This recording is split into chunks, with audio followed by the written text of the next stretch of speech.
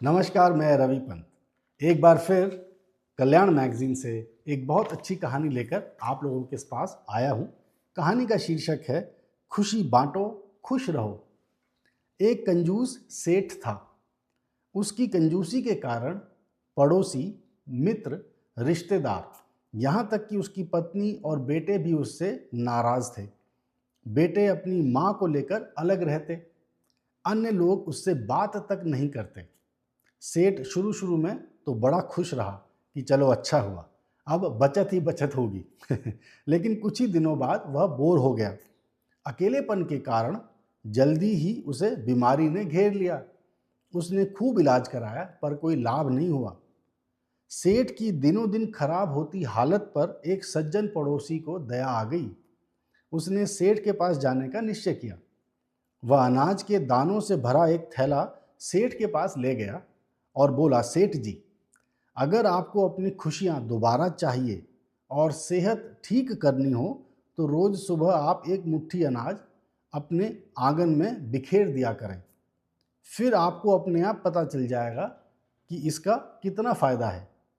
सेठ ने पड़ोसी का कहना मानकर दूसरे दिन सुबह जैसे ही आंगन में अनाज बिखेरा, कुछ समय बाद ही तरह तरह के पंछी उसके आंगन में उतर आए। सारा आंगन पक्षियों की मधुर चहचहाहट से गूंज उठा। पक्षी बहुत देर तक सेठ के आंगन में फुदकते रहे। सेठ को बड़ा आनंद आ रहा था। अब तो सेठ का यह रोज का क्रम बन गया। सुबह आंगन में अनाज बिखेरता और पक्षियों का मधुर कलरव सुनता, उनकी मनमानी गतिविधियां भी देखता। धीरे धीरे सेठ की तबीयत ठीक होने लगी। उसे भूख भी अच्छी तरह लगने लगी। सेठ समझ नहीं पाया कि आंगन में अनाज के दाने बिखेरने से ही उसकी तबीयत कैसे ठीक हो गई। एक दिन वह नहा धोकर एक डब्बा मिठाई का खरीद कर अपने उस पड़ोसी के घर गया।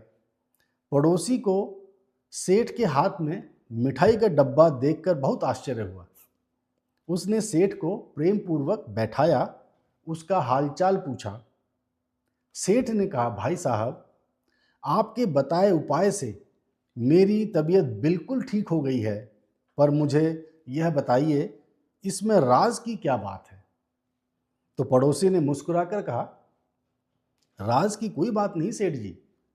आपके स्वास्थ्य में सुधार सुबह पक्षियों के आने, उनकी मधुर आवाज सुनने और आनंदित होने के कारण हुआ है। दरअसल आप समाज से दूर होकर अकेलेपन का शिकार हो गए थे और मन ही मन घुटने लगे थे। खुशियां बांटने से ही खुशियां मिलती हैं। सेठ को अपनी गलती समझ में आ गई। उसने उसी दिन से कंजूसी त्याग दी। पत्नी और बेटों को भी सुधरने का वादा कर बुलवा लिया और मस्ती में जीने लगा। स्वस्थ जीवन का आधार आनंद ही है और ये बात बिल्कुल सही है। और एक बात, हमें स्वयं ही खुश रहना होता है, कोई दूसरा व्यक्ति हमें खुश नहीं कर सकता और ये आदत डालने से ही डलेगी। ऐसी और बहुत सारी कहानियाँ लेकर मैं आता रहूँगा। तब तक के लिए keep watching the channel. Take care and bye.